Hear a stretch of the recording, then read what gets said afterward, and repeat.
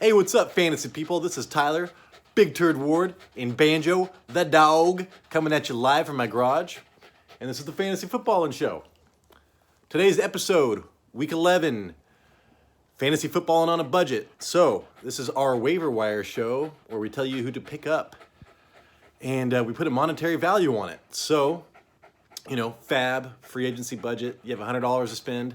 I'm going to assign a monetary value to this.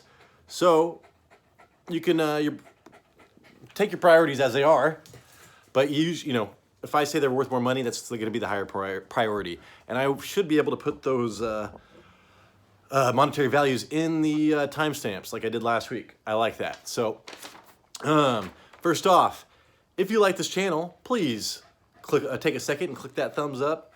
And if you want to keep on seeing more stuff like this, please click subscribe, because that helps our channel immensely, even though, we're just trying to get to 50 so we can live stream. So, we're like 1,000 million viewers away from any type of monetization or whatever. But, hey, helps us feel good about ourselves. So if you want to do that, that's great. And if you hate us, do that too. Leave a hateful comment and thumbs down it. So, thank you so much for watching. First off, Elijah Mitchell, the Missile. I owned him last year. He was amazing.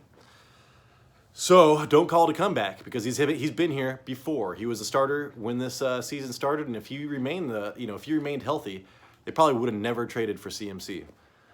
But they did, and I think that this game is just kind of telling you, even on that first week, Elijah Mitchell got 36% of snaps. So if he's out there, Jason held on to him forever in our league, but there was a lot of frustrated people that just let him go, and especially after the CMC trade. And I really didn't think that he'd have much value after Christian McCaffrey, but after yesterday, and then Shanahan came out and said he wants a 50-50 time split between these two backs. So Elijah Mitchell is an every week starter, and if you can pick him up on waivers, I had to spend $75 on him, because you don't find that in the waivers at this time of year. So go do that. Next up, Gus Edwards.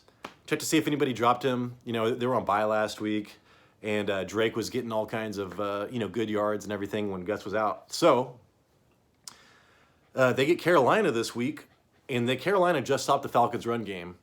But, dude, hey, if you watch Gus Edwards, he looked good. So I want Gus Edwards, and then I just kind of read an article about J.K. Dobbins, and it makes it sound like he's still not going to come back until maybe the playoffs. He did not feel like himself, all this stuff. It wasn't like a specific injury. He just didn't feel like himself. And I'd rather almost have him have a specific injury. I don't like this whole vague stuff. So Gus Edwards, I'd spend $30 on him if he's out there. I view him as a running back 2, not this week, but maybe the week after, because he pulled his hamstring, that like a hyperextended knee, and he was already coming off of an injury anyways. So it's not like you want to fully deploy him, but there's a lot of potential for Gus Edwards. Rachaad White. These are obvious names right here, but if they're there, dude, you got to spend your money on them. So they announced that he was started before the game in Germany. Fournette responded by killing it. Like, he was just blowing Rachaad White out of the water. But then Fournette got injured, hip pointer. They're not sure when he's going to come back. They're on a bye this week. So your best chance of acquiring Rachaad White is right now. Excuse me. I'm still sick, guys, sorry. Stuff, man, lingers. It lingers. Next up, Isiah Pacheco. He's been on our, dude, it's been on here so much. It's ridiculous. So they announced he's going to be the starter before the game, before like 2 weeks ago. Then they had a bye. Then he came out and had 8 for 43 against San Francisco, but they were down a lot in that San Francisco game. They were down like 2 scores immediately. And here we go, dude. We get to see him on a team that they get the lead on fast. And, so he got 16 for 82. And Jerick McKinnon got 1 carry. So this backfield seems to be Isiah Pacheco's. And as it's not really the most valuable backfield. It's not like, Andy Reid's backfields in the past with Kareem Hunt and LaShawn McCoy and stuff like that. But, hey, dude, Pacheco's probably a flex going forward. So if you want to spend $15 on Isiah Pacheco, you should. Put him on your team. Chubba Hubbard. Up next, he only got 5 carries to Foreman's 31 against Atlanta last week, but they didn't need it. You know, I think that they just went with the healthier player because Atlanta just was not doing anything with the ball. I would pick him up because he was the starter before Foreman. I know Foreman's doing great, but I could see enough carries going around on this team. I would like to pick up Chubba and see what happens this week. I wouldn't start him this week, but after that, I'd probably deploy him. So Chubba Hubbard, spend $5. James Cook, my fantasy MVP, baby. That's how I got my big turd award. I laid a big old turd on that one. But hey, he looks good. And I just think it's funny that Nyheim Hines, he got 1 catch. So James Cook is looking good. He seems to be getting more and more involved. I know he's still not as involved as he should be. Singletary got 2 touchdowns, and he looked great. But we remember where the Buffalo Bills started running the ball so much last year about this time. So I would pick up, I mean, if you're desperate for a running back, I'd pick up James Cook and just hold on to him for a couple weeks and see how it plays out. So I think it's worth it. I'd spend $1 on him. I'd spend $1 on Kyren Williams. Oh, there goes my dog. Hey, stop it, dude. Everybody stop. Tayaz. Sorry, guys. Hey! So, there we go. They're back. Kyren Williams is the next up. A couple of touches during garbage time. Went 1 for 9, but he had 3 catches on 30 yards on 3 targets. And he gets New Orleans this week, which is not that great. But, dude, Cooper Kupp just went to IR. And they are searching for something here. And he's an amazing pass-catching back. Maybe he kind of starts doing some slot stuff or something like that. I don't know. But I am still picking up Kyren Williams. I watched his tape. I think I talked about that. His tape is amazing from Notre Dame. He really didn't get anything. I mean, he's probably on your waivers and you can get him for free because he didn't do anything. And people have been waiting for him. People probably are frustrated, just dropped him immediately. If you can't get him now, pick him up when after the drops happen, you know, like on Thursday. Jordan Wilkins, I had him last week on my waiver show. So he is the backup to Jonathan Taylor at the moment. He got 3 carries to Zach Moss's 1. And we've seen Wilkins be a productive back in the past. And it looks like with Jeff Saturday as a coach, they're going to run the ball more. And they might be effective. So Jonathan Taylor, you know, is at injury risk right now. You might want to, if you're going to handcuff him, put Jordan Wilkins on your team. Here's Jaylen Warren again, dude. Repeat offender on my waiver list. So Harris, you know, looked good for the first time. Got Najee got 20 carries and Jaylen only got 9. But Jalen's still getting all the got 3 targets relative to Harris's 1. So I still like Jaylen Warren in the. I don't do handcuffs. I think I said, you know, as far as fantasy football goes, in my personal life, maybe. But no handcuffs for me really right now in my 10-man league. If I was in a deeper league, I probably would. Or if I had more of a playoff team and I wanted to back up my studs, I would. But hey, dude, I'm just treading water right now. If you know how that feels. So yeah, pick up Jaylen Warren. This is kind of a backup, you know, but maybe potential for something else like a Rachaad White later on a crappier team. Isaiah Spiller, last of the running backs. This is all handcuff territory, but this is where you are, man, at this time of the year. So he's bigger than I thought because I've always heard about him. I never got to see him play. And he's been Eckler's clear backup for the last 2 weeks. Hey, stop. So, if you are an Eckler owner, pick up Isaiah Spiller if you want to handcuff him. That's it for the running backs. Wide receivers. Taz. Come here, Taz. Tasmanian devil, dude. She is the devil. Come here, Taz. Come here. Help me do these wide receivers. This is Taz. She's the one that's barking, and she is the devil. Wide receivers. Christian Watson, dude. I drafted him. North Dakota State, baby. But, yeah, so he had 2 terrible drops, right? I mean, I was watching that game. I was like, oh, here's Christian Watson dropping it again. Then he caught that huge bomb. And then, hey, Aaron Rodgers is like, screw it, man. I'm going to this guy all the time. So I think Allen Lazard is still trying to deal with an injury. But going forward, I really like Christian Watson. You know, the breakout happened, went 4 for 107, 3 touchdowns. And his route running tree is a lot like Greg Jennings used to be. Like, you go straight, man, and you go fast.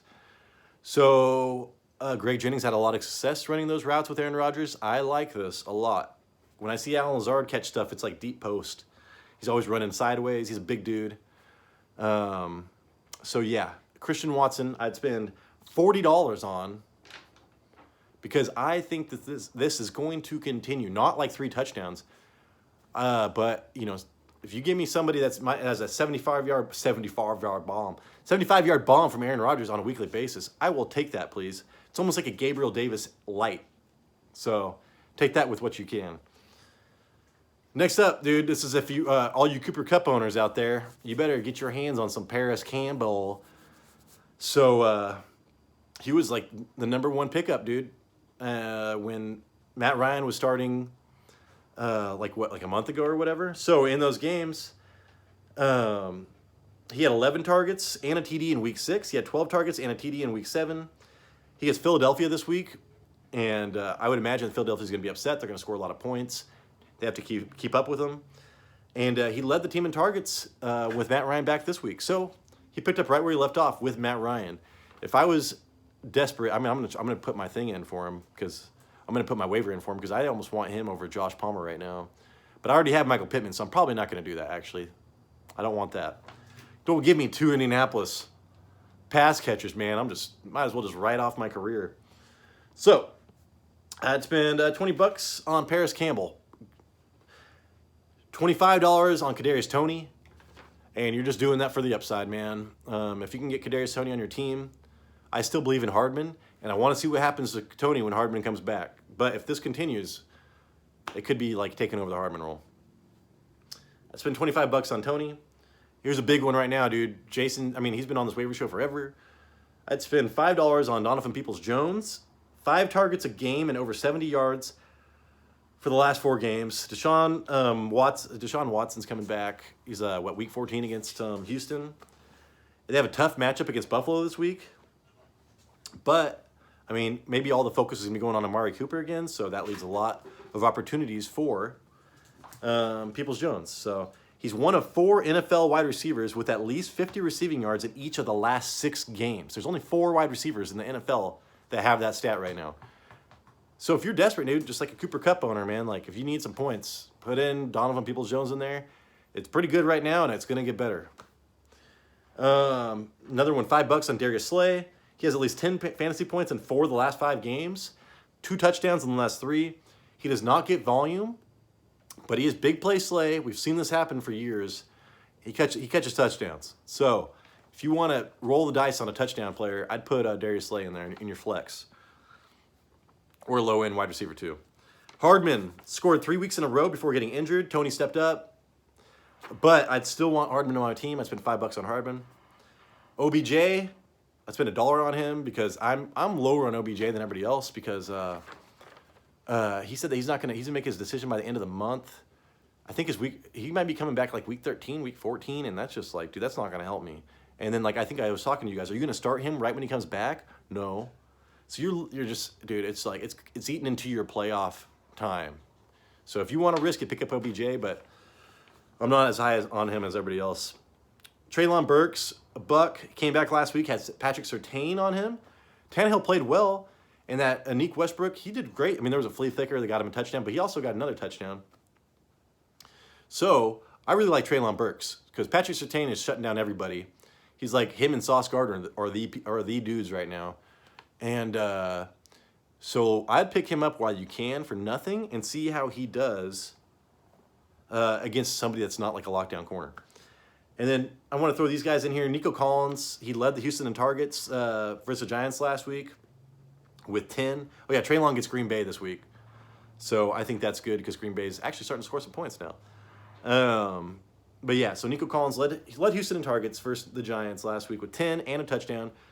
Brandon Cooks is like kind of I don't know what's going on with Brandon Cooks. It sucks. I know he got a rush and everything, but Nico Collins is like the #1 target right now. I know it sucks trying to rely on Davis Mills, but if you want to throw somebody out there that's going to get some targets and you're really desperate, Nico Collins. And then Julio Jones, lastly, 2 touchdowns in the last 3 games. If you want to bank on his health, you can pick him up and flex him. So I'd spend $1 on him too. Tight ends, the dude I drafted, man. Cole Kmet, I spent $5 on. I don't know if I believe this. I got so upset when I started him for like 2 weeks in a row and got one catch for, 5 yards or something. And I considered him dead. He's dead to me. Well, guess what? He just came back to life because he's scoring all kinds of touchdowns now. And Justin Fields is playing well. And he is Justin Fields' top target, so it seems. So, hey, if you stuck with Cole Kmet, good for you. But if you're a normal person and dropped him, you probably want to spend some money. I spent $5. You probably want to spend more, but I still hate him. I mean, I don't hate him. I hate what he did to me. So, yeah, anyways, they get Atlanta this week. You can roll him out. I really like this guy. Foster Moreau, 3 for 43 and a touchdown versus Indianapolis last week. He's been averaging over 6 targets a game for the last month with Waller out. Finally caught a touchdown. Has a tough matchup versus Denver next week. But he will likely be the focus because Devontae is going to be covered by Patrick Surtain, who I was just talking about. So, I mean, I do think Devontae will get, almost 100 yards still. But I think it's going to be a lot more difficult. And I think that they're going to I think Foster Moreau for this next game is going to be a really good start. I'd spend $5 on him. He's a third-year player, which third years usually when tight ends break out. But, I mean, Darren Waller was the dude here, so I don't know. Juwan Johnson. Spent $1 on Juwan Johnson. Led Saints in targets for Steelers and caught Dalton's lone touchdown. He's got 4 touchdowns in the last 5 games. 2 of those came against Atlanta or against the Cardinals when you could just start any tight end versus the Cardinals. So, but he's been really good. Better than Taysom Hill. So, the tight end you want from the Saints is not Taysom Hill. It's Juwan Johnson. Then Tyler Conklin. He had a bye last week, but he gets the Patriots this week. I spent $1 on him. Last time he went to played the Patriots was week 8. He had 10 targets. So if you can get a tight end with 10 targets, you want to play him. So you want to play Conklin this week. And then lastly, I just saw that Goddard went to IR. This is very interesting. So the next dude up, because that offense really likes to use their tight ends, is a guy named Jack Stoll. And so for the next 4 weeks, dude, this guy is going to be catching passes. He only went 1 for 11, but, that was after an injury. He just came in. Let's see how he does with a full week of practice. I'd pick him up, dude, and I'd probably not be afraid to start him. Okay. Banjo, please. For the love of God, dude. There you go. These dogs and their balls, man. So, quarterbacks. Daniel Jones, he has Detroit this week. He only threw for 200 yards and 2 touchdowns last week, but he didn't need to do much against Houston. And Detroit has a great offense, so you could see him having to do stuff for this. And, hey, he's probably going to have some long runs, too. So I really like Daniel Jones this week. And then pick up Desean Watson now. I've been saying this for like 3 weeks, but, dude, you better pick him up if he's there. I know Matt did, our number 1 listener or commenter. So, after that, let's go to defense. Ravens. I spent all these are just $1. Ravens had a bye last week, so somebody might have dropped them. They have Carolina this week. Jets had a bye last week. If somebody dropped them, they've got New England this week. And then Washington, they play Houston this week, and they just did really well against the Eagles. So you could really look at Washington and start them. And then Dolphins are on bye, Steelers on bye. They're pretty decent defense. I mean, the Seahawks are on bye. They're pretty good defenses. So if somebody drops them, like tonight, pick them up on Wednesday, Thursday. And all right, if you guys made it to the end, congratulations. I want you to know that you guys mean so much to me. So thank you so much for watching. Good luck getting these players, and I will be releasing this in as fast as I can. Sorry again about the late episode. I want to get these out on Monday morning or Tuesday mornings, debut at 2 a.m. or something like that. Shoot the video yesterday. But my Mondays have been crazy, so it just hasn't worked out. Full-time job sucks, man. But hey, I'll see you guys later. Thank you.